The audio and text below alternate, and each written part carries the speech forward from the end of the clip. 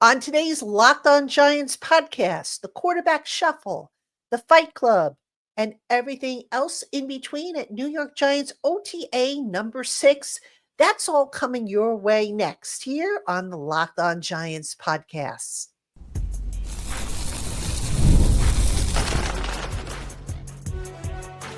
You are Locked On Giants, your daily New York Giants podcast, part of the Locked On Podcast Network, your team every day. Hello, New York Giant fans, and welcome to another edition of the Locked On Giants podcast, part of the Locked On Podcast family, your team every day. I'm your host, Patricia Trainer, credentialed member of the New York Giants media for Locked On, as well as for New York Giants on SI, which is where you can find all of my written work. And as always, welcome on into our Blue Crew community members, our everydayers, our newcomers, and everybody in between. Thank you so much for spending part of your day with us here on the Locked On Giants podcast. Today's episode is brought to you by FanDuel. Right now, new customers can get $200 in bonus bets when your first $5 bet wins. Visit FanDuel.com today to get started. All right, Giant fans, on today's show, OTA number 6 is in the books, and I have my takeaways, some notes, some observations, some theories that I'm going to share with you. A lot went down today, but I'm going to keep it to mainly the highlights and just kind of, a few other things maybe that you might not have read about or whatnot in the media. So let's get into it. We're going to start things off with the quarterbacks. The quarterbacks, always a big topic. Now, for today's practice, the Giants kind of mixed up the order of the quarterbacks. And by that, I mean Russell Wilson worked primarily with the ones. Jackson Dart got a lot of work with the twos. I think he had, of his 11 on 11 drills, he had something like 8 of his 10 snaps. I'm sorry, 8 of his 11 snaps with the twos. He had, I think, a couple with the ones, and I can't remember if he had one with the threes. But basically, for this practice, Jackson Dart was ahead of Jameis Winston on the depth chart. Tommy DeVito, of course, at the bottom of the depth chart. But I want to talk about the day that Jackson Dart had. I know that's a big, topic of interest amongst fans. Jackson Dart today did not have as good of a day that he had last week or during the OTAs. And a big reason for that is twofold. All right. The first thing was the defense. I thought the defense today was very, very active. They were getting into the backfield. Now, you got to put an asterisk with something there. Now, you've got to put an asterisk when I say that, because there's no contact, there's no pad. So the offensive linemen, the tight ends, they can't get in the way. They can't block these guys like they need to in order to keep them out of the backfield. But basically, you can make an argument that the defense on, say, 100% of their snaps, maybe 50%, they were legitimately in the backfield. So that created a lot of shorter throws. That created a lot of dump offs and a couple of scrambles all the way. Now, with Jackson Dart, I've said this before with him. I'll say it again for this show because I think it was applicable. Jackson Dart, whether he's throwing long or short, he's putting a lot of mustard on his passes.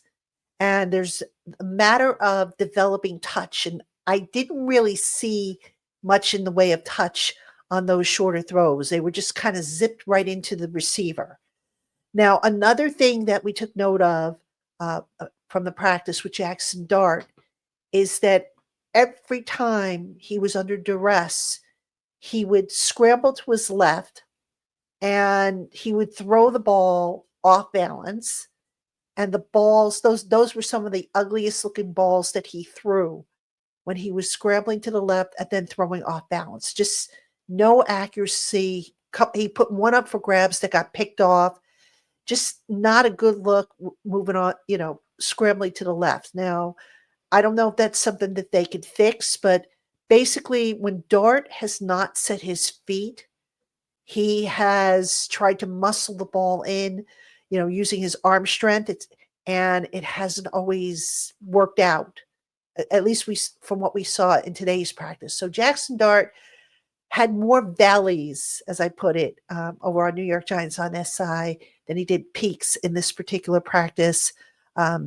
Jackson Dart, let me see, his numbers were he had 2 pass breakups, um, 2 interceptions on the day. Like I said, a couple of scrambles. Not the best day that he has had. Now, I'm not saying we should panic because we're going to see peaks and valleys from him, but let's see how he learns from that. He did get a lot of work with the twos, like I said. Um, got a couple snaps with the ones as they continue this plan of mixing the quarterbacks up. And overall, Jackson Doherty's got a very bright future, a leader. You could see him go to Brian Dable after every throw to talk about what happened, what went wrong, what went right, and so forth. But Jackson Dart, he's gonna have his lumps, and it's gonna be interesting to see, like I said, if they can work on this him rolling out to the left, or if that's just something he's going to have to, try and avoid or whatnot. Getting the feet set, I thought at times some of his throws were, the footwork was sloppy even when he did set his feet. So there's a lot there still for Jackson Dart to learn. Brian Dable, who did kind of like a walk by. He didn't officially speak to the media today, but he did. He always does like a walk by. He basically was like, Jackson's got a lot of work to do still. And he does. It's still early. It's only June, early June. So Jackson Dart, we'll see where he's at by the end of training camp, because that's going to really tell us how far along he has come along. All right, a couple of other just quick notes on the quarterbacks. I mentioned that the defense was in the backfield a lot. So the quarterbacks basically didn't air it out all that much, at least not in the 11-on-11 drills. We did see at the beginning of practice, a 7-on-7 drill, Jameis Winston connected with Darius Slayton on a 40-yard bomb, which was probably the best pass of the day, if we're being honest. So the 11-on-11, again, a lot of short stuff, a lot of stuff to the flats, a few slants, nothing too deep because the coverage was pretty good down the field. And like I said, the pass rush was coming up and getting into the backfield. So really not a whole lot there. I thought Russell Wilson had a pretty good day, all things considered. He did have one interception. Dane Belton picked him off. Dane Belton having a heck of a spring, by the way. Second year in a row he's having a strong spring. But other than that, Russell Wilson, getting the ball out of his hand quickly. He tried a couple of moon balls when he had some protection to work with. I think one was dropped, and then I think I forget who caught the other one, but he did have one reception on a deep moon ball. But Russell Wilson, just you could see watching him that he's more comfortable now. He's just getting more and more comfortable in that Giants offense. And what was interesting is when we heard from Russell Wilson after the practice, he was talking again about Jalen Hyatt. And Russell Wilson and Jalen Hyatt seem to have hit it off as a quarterback receiver combo. And that hasn't been by accident, because it was revealed by Brandon Brown, the assistant GM, that Russell Wilson and Jalen Hyatt went out to Los Angeles and had a private workout where it was just the two of them throwing the ball. So, Russell Wilson building up the chemistry with Jalen Hyatt. And look, Jalen Hyatt has had a pretty good spring. He was a little quiet today as opposed to last week when we were in for the second OTA. But Jalen Hyatt has had a solid spring so far. And, big things are expected from him in this basically make or break year. So we'll see if he can deliver the goods finally. We'll see if, he's grown up. I know he's motivated, and we'll see how he does once the pads go on, once we get into training camp next month, towards the end of next month. All right, coming up next, the standouts from OTA number 6. So don't go anywhere. Hey, Giant fans, the NBA Finals are in full swing, and every night delivers highlight-worthy performances, major momentum shifts, and can't-miss moments. Whether it's a game-winning shot or a breakout player, there's never been a better time than now to get in on all the action. FanDuel makes it easy to stay in the game before tip-off and live. Got a hunch about the NBA Finals? Who's going to be the MVP? who's going to win, how many games is the series going to go. Why not explore those and different categories where you can win big on other categories such as player props, performance trends, and same game parlays? Just think your first $5 winning bet can yield you $200 in bonus bets to add to the excitement. So if you're new to FanDuel, it's the perfect time to sign up. Head on over to fanduel.com and place your first $5 bet. And if it wins, you'll get $200 in bonus bets. Make every moment more with FanDuel, official sports betting partner of the NBA. Hey, Giant fans, ever check your bank account and wonder, where did all my money go? Between dining out, online shopping, and entertainment, it's easy to lose track. That's where Monarch Money comes in, your personal CFO, giving you full visibility and control over your finances. Monarch Money isn't just a budgeting app, it's a complete financial command center. You can track all your accounts, your investments, and your spending in one place so that you stop just managing your money and start building wealth. So instead of juggling multiple apps, you can use Monarch to check your finances, track spending, and even plan long term goals. Since I've started using Monarch Money, I have a better handle on where my earnings go, and I've been better able to budget my monthly spending. So go on and take control of your finances with Monarch Money. Use promo code LOCKEDONNFL at monarchmoney.com for 50% off your first year. That's Monarch Money, and that promo code is LOCKEDONNFL to get half off your first year. All right, Giant fans, welcome back to Locked On Giants. I'm your host, Patricia Traina. And just a heads up, this is our show. This show is coming to you late Thursday, so it's going to be our Thursday/Friday show. We'll be back next week with all new episodes. There'll be another OTA open to the media next Thursday, and I, of course, will be there.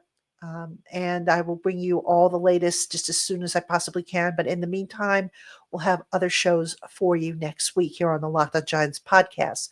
All right, some standouts. Let's talk about standouts from OTA number 6 and some observations. All right. Now, the first thing that kind of jumped out at me was that the Giants had Evan Neal once again playing left guard with the ones this time. Now, John Runyon Jr. is sidelined for the time being. He's sidelined because he's still rehabbing from an ankle and a shoulder issue that he had last year. So they're keeping him out and just letting him rehab, get healthy. But I found it interesting that Evan Neal is working at left guard as opposed to right guard. And here's why I say that, because, you would think that given how the line was last year, that why upset the apple cart? Why say, okay, John Runyon Jr., now you're going to go to right guard instead of left guard? But in thinking about it, Evan Neal in college played well when he played out on the left side of the offensive line, whether it be left tackle or left guard. It is a more natural stance for him, or a more natural position, I should say.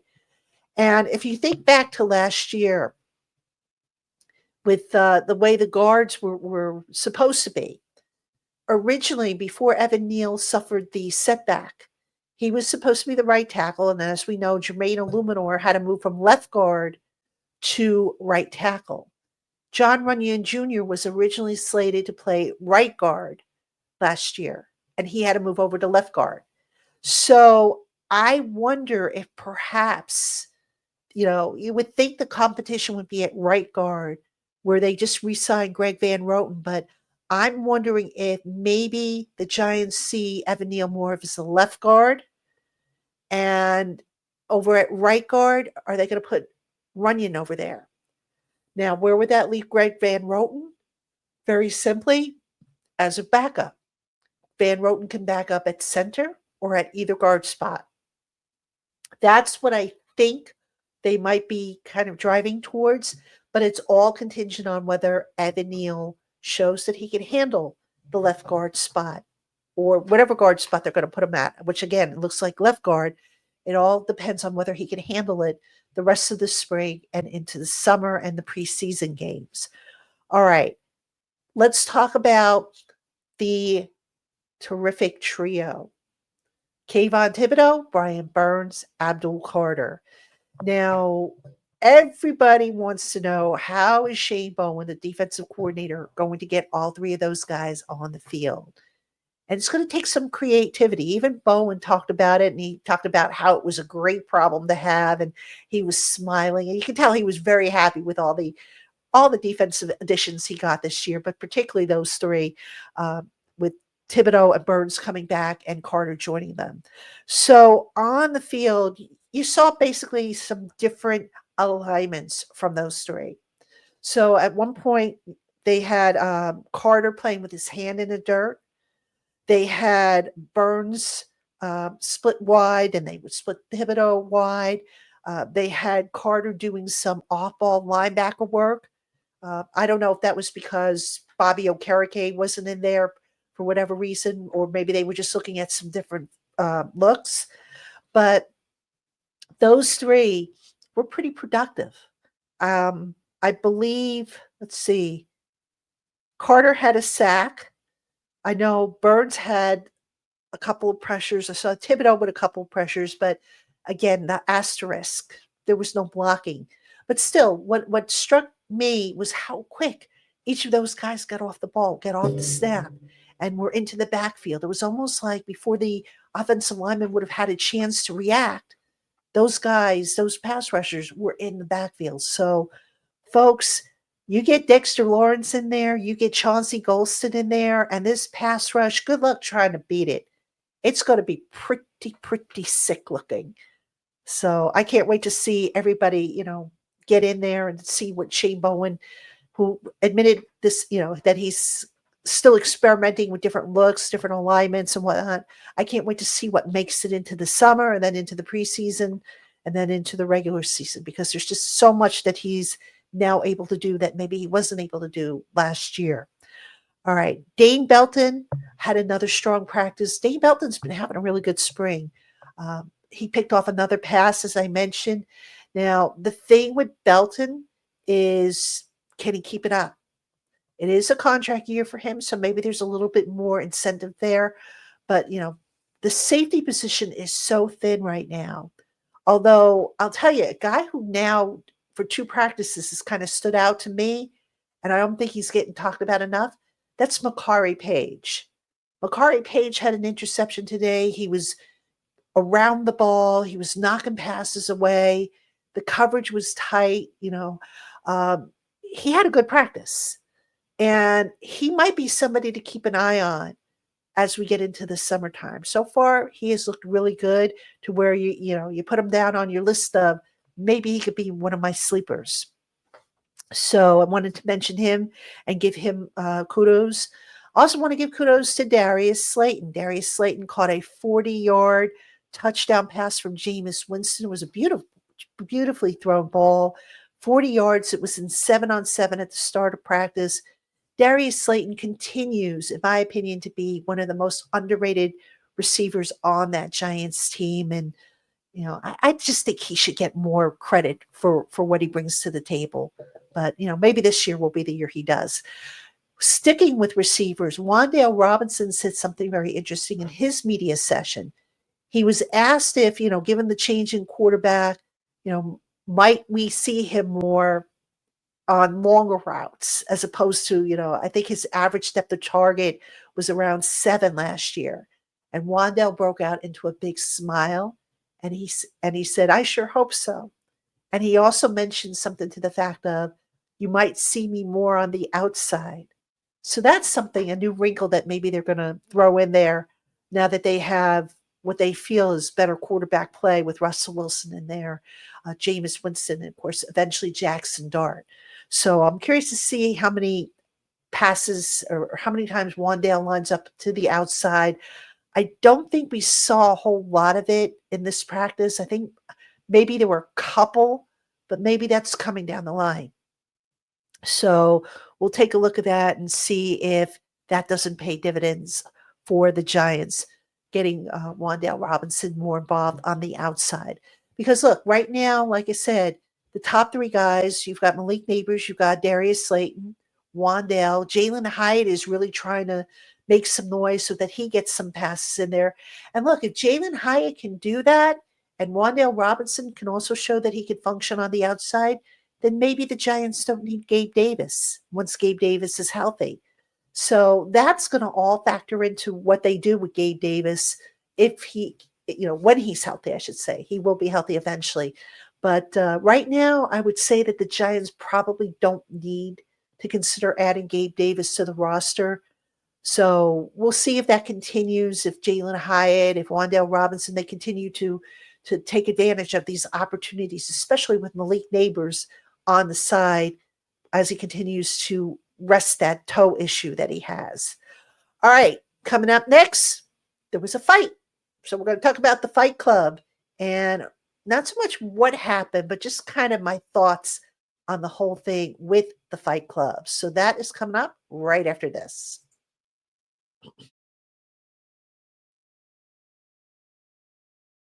All right, Giant fans, welcome back to Locked On Giants. I am your host, Patricia Traina, and we are talking Giants OTA number 6. I'm giving you my takeaways, my impressions, little things that I kind of picked up and whatnot.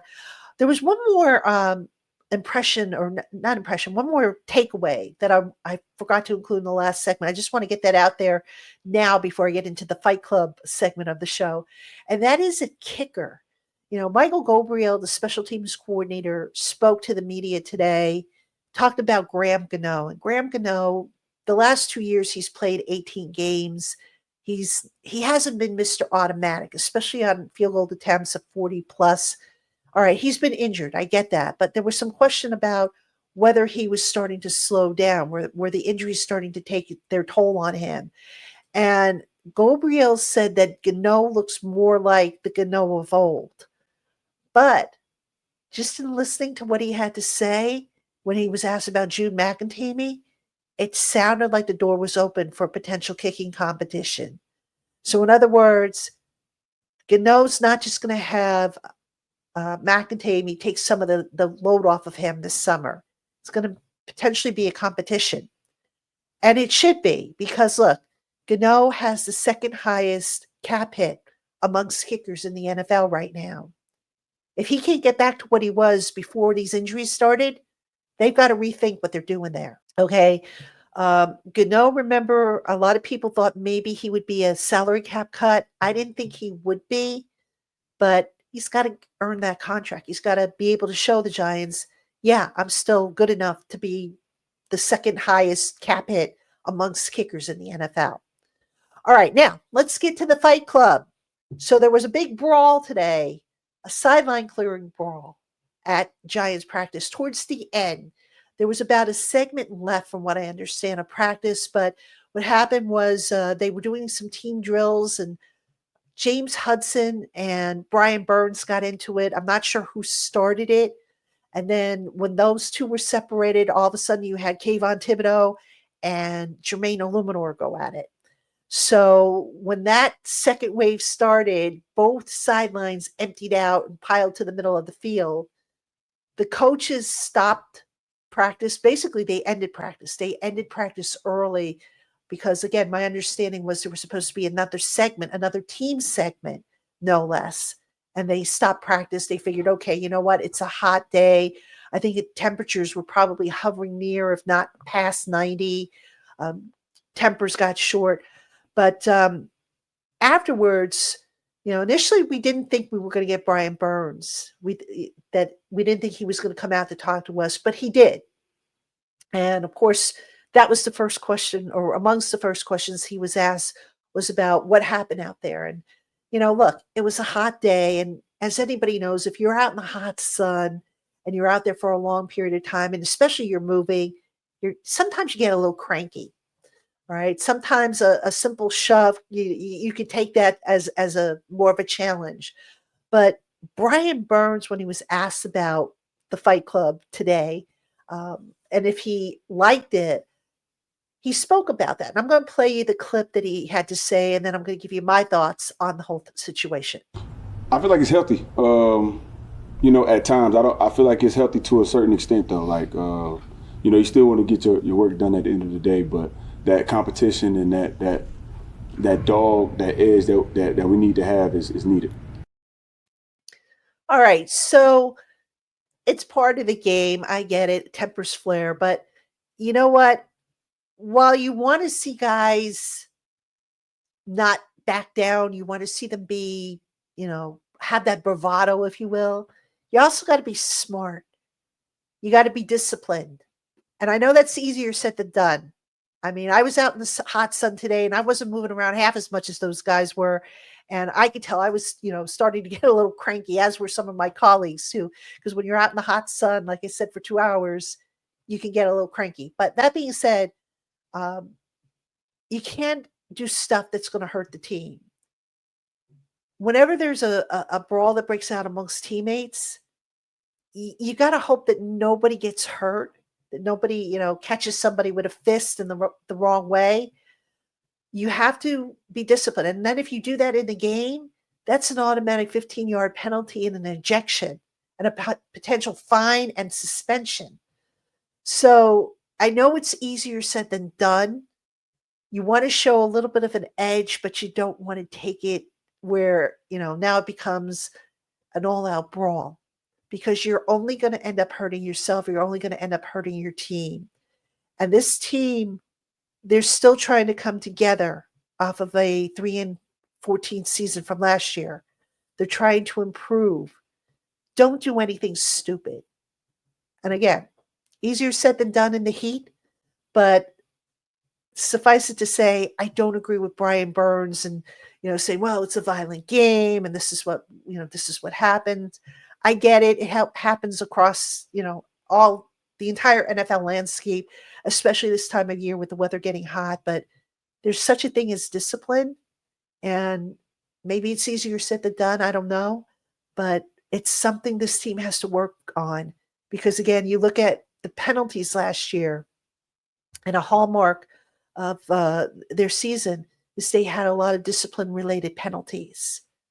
So look, I don't want to make too big of a deal over what happened in the OTA.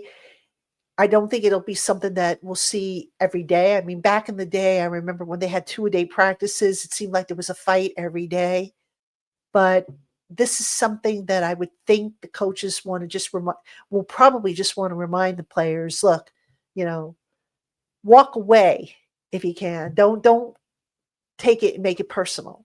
Okay, it doesn't mean that the team, that Illuminor and Thibodeau and Burns and Hudson, that they dislike each other, but play it smart, because again, what happens if you have a fight and somebody catches somebody the wrong way, or somebody lands on somebody, or just why put yourself at that risk is what I'm getting at. So yeah, it's a tough one to walk, but we'll see if they can do it moving forward, especially as the temperatures continue to rise in the Northeast area and in Northern Jersey. So, all right, Giant fans, that is going to do it for this edition of Locked On Giants. I will be back next week with all new episodes for you. Hope you will tune in. And I also wanted to say thank you for making us your first listen today. And for your second listen, do check out the Locked On NFL Scouting Podcast. As training camps get closer and moves are being made, hosts Kyle Krabs and Joe Marino will make you the most informed NFL fan this offseason. Find Locked On NFL Scouting on YouTube or wherever you listen to podcasts. All right, Giant fans, have a great weekend, and I will see you next week.